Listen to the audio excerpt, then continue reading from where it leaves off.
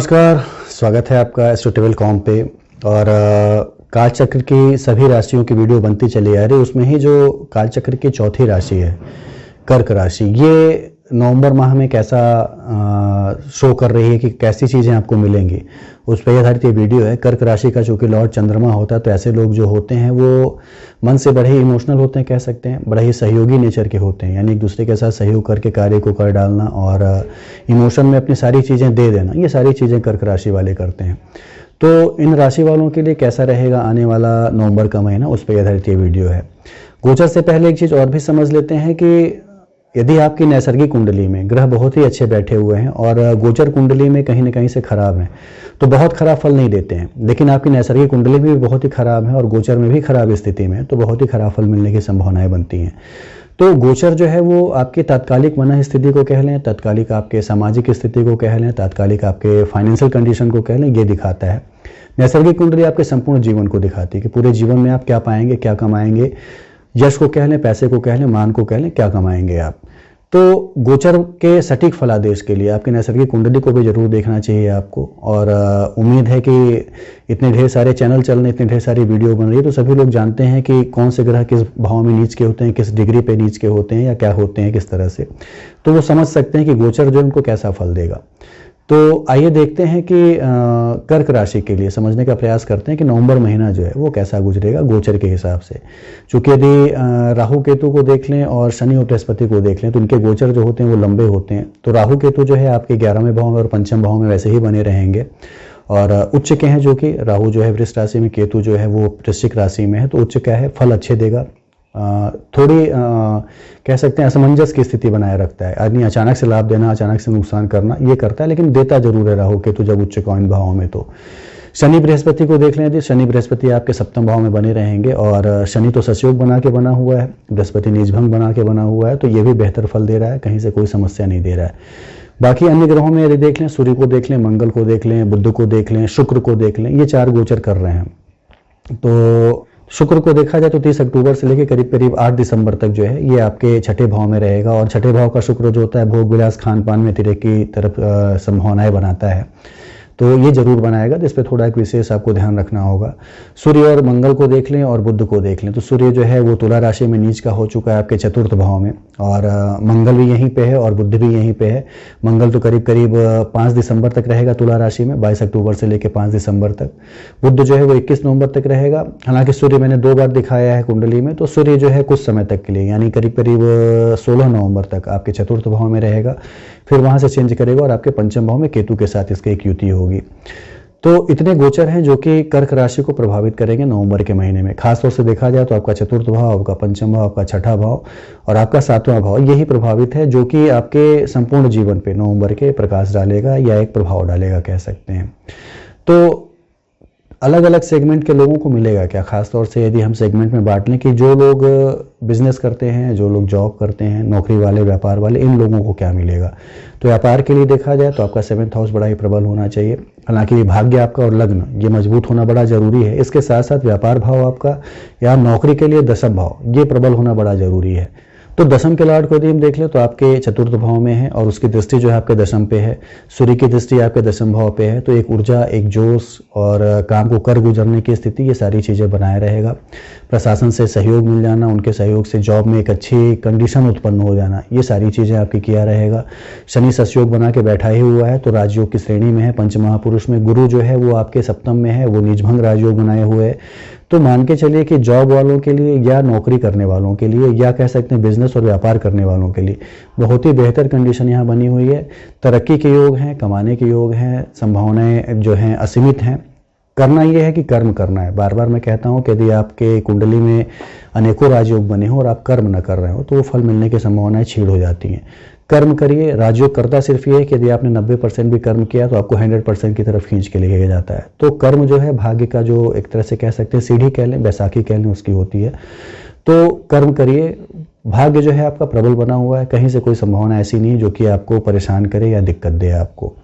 तो बिजनेस के लिए, नौकरी के लिए बहुत ही असीम संभावनाएं हैं। पूरी सफलता मिलेगी यदि आप अपने कर्म करते हैं, प्रयास करते हैं। जिस चीज़ को पाना है वहां जाने का प्रयास करिए, उसको पाने का प्रयास करिए, सफलताएं जरूर मिलेंगी। कहीं से कोई संभावना उसके न मिलने की नहीं है। इसके बाद यदि देख लें धन की और आपके अचल संपत्ति की, धन यानी लाभ, लाभ जो है आपका 11वां भाव, यहाँ राहु बैठा है, राहु जब भी यहाँ पे हो तो अचानक से लाभ कराता है। आपने देखा होगा कई लोग शेयर में कुछ पैसे लगाते हैं और अचानक से करोड़पति हो जाते हैं, या कह सकते हैं कई लोग जो होता है कहीं ऐसी ज़मीन खरीदते हैं जो कि काफ़ी एक मिट्टी के भाव की ही होती है, लेकिन अचानक से वो सोना बन जाती है। तो ये राहु कराता है जब लाभ भाव में हो तो, और उच्च का राहु जब लाभ भाव में हो तो इस तरह की संभावनाएं आपके पास कह सकते हैं बहुत बनी हुई हैं।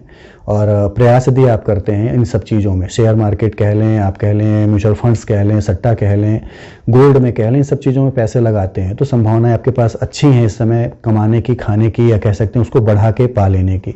तो अचल संपत्ति में के योग भी आपके हैं, चूंकि आपके अचल संपत्ति का जो स्वामी यानी सेकंड का लॉर्ड जो है वो आपके कुछ समय चतुर्थ और कुछ समय पंचम में रहेगा।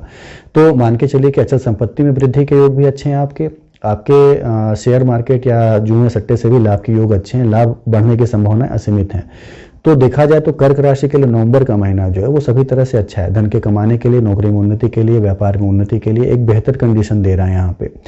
साथ ही साथ यदि देखा जाए कि आपके अचल संपत्तियों में मिलेगा क्या क्या आपको, मंगल जब भी चतुर्थ भाव में हो तो मान के चलिए कि ढेर सारे आपके घर हो सकते हैं, ढेर सारे आपके पास वाहन हो सकते हैं, आप घर में इन्वेस्ट कर सकते हैं, नया घर खरीद सकते हैं, ये सारी चीज़ें यहाँ मंगल आपको दे सकता है यदि आप प्रयास अपने करें तो। अत्यधिक व्यय से जरूर बचिएगा क्योंकि जो चतुर्थ का लॉर्ड है वो आपके छठे भाव में है और उसकी दृष्टि जो है आपके अज्ञात भवानी 12वें भाव पे है। तो चीज़ें मिलेंगे तो बहुत, लेकिन व्यर्थ के खर्च भी आपके बहुत होंगे। आपका खर्च करने का मन करेगा, नई चीज़ों को खरीदने का मन करेगा, उसमें फालतू पैसे लगाने का आपका मन करेगा, तो करिए पैसे खर्च। लेकिन फिर भी यदि आपको लगता है कि ज़रूरत की चीज़ें नहीं हैं, वो बहुत ज़रूरी नहीं है, तो उन पर व्यय न करें, या उन पर लेके उसको रख लें, यूज़ हो ना, तो ये सारी चीज़ों पर व्यय न करें आप, तो बेहतर कंडीशन रहेगी।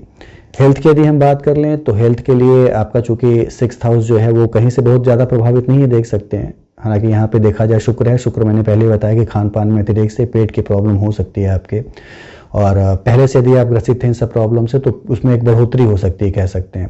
तो इससे थोड़ा आपको बचना होगा, अपने खान पान पे, अपने व्यवहार पे थोड़ा नियंत्रण रखें। कहा जाता है कि मुंह के नियंत्रण से आपको इज्जत भी मिलती है, आपकी हेल्थ भी सही रहती है। यानी आप अच्छा बोलते हैं तो आपको वहाँ भी इज्जत मिलेगी, और अच्छा खाते हैं तो आपका हेल्थ भी सही रहेगा। तो यहाँ पर वो चीज़ आप पे फलीभूत होती है कि अपने मुँह पर आप नियंत्रण नहीं रखते, अपनी जबान पर नियंत्रण रखते हैं, तो बेहतर चीज़ मिलने की संभावना है, बेहतर कंडीशन रहेगी, इसमें कोई संशय नहीं है। तो हेल्थ आपका अच्छा रहेगा। साथ ही साथ यदि दाम्पत्य जीवन, पारिवारिक जीवन और लव लाइफ की बात कर लें यदि हम, तो दाम्पत्य जीवन आपका बेहतर रहने वाला है। सप्तम भाव आपका ठीक है, अच्छा है, शनि यहाँ पे है, कुछ थोड़े बहुत मनमुटाव के साथ गुरु भी यहाँ पे है, तो बेहतर परिणाम देगा। अच्छी कंफर्टेबिलिटी, अच्छी समझदारी बनी रहेगी पति पत्नी में, कह सकते हैं हस्बैंड वाइफ में। लव लाइफ जो है उसका लॉर्ड जो है मंगल कुछ समय चतुर्थ भाव में रहेगा। तो मंगल जब भी चतुर्थ में रहता है, यानी जो कि पंचम का लॉर्ड होता है, जो कि लव लाइफ का भी होता है, तो ये बेहतर चीज़ें देता है, बेहतर कंडीशन देता है। हालांकि शनि के देखेंगे तो दसम दृष्टि भी आपके चतुर्थ भाव पे है। तो सावधानी रखिए, अपने आप पे नियंत्रण रखिए, अपने बात व्यवहार पे नियंत्रण रखिए। तो दाम्पत्य जीवन को कह लें या लव लाइफ को कह लें, बेहतर कटेंगी, कहीं से कोई ऐसी संभावना नहीं है कि उसमें समस्या हो। तो चीज़ें जो हैं कर्क राशि के लिए ओवरऑल देखा जाए तो बहुत अच्छी हैं, सारी चीज़ें बेहतर गुजरेंगी, कहीं से कोई समस्या की संभावना यहाँ नज़र नहीं आती है। स्टूडेंट्स के लिए कह लें तो स्टूडेंट्स को पूरे प्रयास यदि वो करते हैं तो मान के चलिए कि अच्छी जॉब मिलना, अच्छी जगह नौकरी मिलना, प्रशासन में सहयोग मिलके अच्छी जगह पे तरक्की मिल जाना, या किसी जॉब के लिए वो इंतजार कर रहे थे तो उस जॉब में उनके फेवर में रिजल्ट आना, ये सारी चीज़ें यहाँ पे होने जा रही हैं। केतु मैंने बोला अनिश्चितता का ग्रह है, यानी अचानक से आपको इतनी ऊंचाई देगा जिसकी आपने कल्पना भी नहीं की थी। साथ ही साथ सूर्य का यहाँ पे मित्र राशि में आ जाना 17 नवंबर के बाद, ये भी दिखाता है कि अचानक से वो प्रशासनिक पद आपको मिल सकता है जिसके लिए आप प्रयासरत थे। सूर्य मंगल की समृद्ध दृष्टि आपके दशम भाव पे रहना, ये भी दिखाता है कि प्रशासन से सहयोग मिलकर आपको वो नौकरी मिल सकती है जिसके लिए आप प्रयासरत थे या कोशिश कर रहे थे। तो नौकरियों के जो रिजल्ट हैं आपके, वो आपके फेवर में आने की संभावनाएं 90 से 95% बन जाती हैं। कुछ खराब बनती हैं, कुछ खराब बनने के पीछे रीज़न ये है कि आपको अपने कर्म पे थोड़ा यकीन करना होगा। कर्म आपने कैसे किए थे, ग्रह तो बड़े अच्छे बने हुए हैं, आप कर्म आपने अच्छे किए तो आपको यकीन है कि आप निकाल लेंगे या सारी चीज़ें पा लेंगे, तो निश्चित रूप से आपको भाग्य समय सहयोग कर रहा है, चीज़ें आपको बेहतर मिलेंगी, कहीं से कोई संशय नहीं है। भाग्येश जो है आपका सप्तम में है, केंद्र का स्वामी त्रिकोण में है और त्रिकोण का स्वामी केंद्र में आ जाए, नीचभंग बना ले, तो इससे बेहतर कंडीशन नहीं बनती है। तो मिलने की संभावनाएं असीम है, मान के चलिए कि चीज़ें बेहतर आपको मिलने वाली हैं स्टूडेंट्स के लिए भी। तो इतनी चीज़ें हैं जो कि कर्क राशि वालों को मिल सकती हैं आने वाले नवंबर के महीने में। तो एक बेहतर समय बना हुआ है, बेहतर कुंडली बनी हुई है। नैसर्गिक कुंडली जरूर चेक कर लीजिएगा, मैंने पहले ही बताया कि नैसर्गिक कुंडली यदि आप चेक कर लेते हैं अपनी, उसमें भी ग्रह जो हैं कमोबेश ऐसे ही बैठे हुए हैं उसी डिग्री पे बैठे हुए हैं या उसी तरह के भाव में बैठे हैं, तो ये फल निश्चित रूप से आपके फेवर में रहने वाला है हर तरह से। तो इसका एक लाभ उठाइए और कोशिश करिए इसको कि आप फलीभूत कर सकें, कर्म अपने जरूर करिए। बाकी आपको यदि पूजा पाठ करनी हो तो मंगल और शनि से संबंधित पूजा पाठ जरूर करें। मंगल आपका चतुर्थ भाव में भी रहेगा, शनि आपका 7th हाउस में भी रहेगा, तो मंगल शनि के दोषों का समन जो है, हालांकि अच्छे लाभ दे रहे हैं आपको, लेकिन कुछ न कुछ इसके उल्टे प्रभाव भी पड़ते हैं। तो उन दोषों का समन हो सके, आत्मविश्वास में वृद्धि हो सके, उसके लिए जरूरी है कि हनुमान जी की आराधना की जाए। हनुमान जी ऐसे देव हैं जो कि कलयुग में जीवित माने जाते हैं और इन ग्रहों के दोषों के समन के लिए सबसे उचित आराध्य देव होते हैं। तो उनकी पूजा करें, आराधना करें, कोशिश करें कि आपके आत्मविश्वास में वृद्धि हो और आपका कार्य जो है वो अच्छे से चलता रहे। तो उसके लिए पूजा पाठ करना, हनुमान अष्टक का पाठ करना, बजरंग बाण का पाठ करना, या शनिवार मंगलवार को उनके मंदिर में जाना, उनका दिए जलाना, ये सारी चीज़ें जरूर करें। इससे मन में एक सकारात्मकता और तो आत्मविश्वास दोनों चीज़ें आएंगी और बेहतर कंडीशन बनेगी आपके आने वाले भविष्य के लिए। बाकी जो चीज़ें आपको न समझ में आती हैं आप नीचे दिए नंबरों पर पूछ सकते हैं, समय के साथ साथ आपको उसके उत्तर दे दिए जाएंगे। धन्यवाद।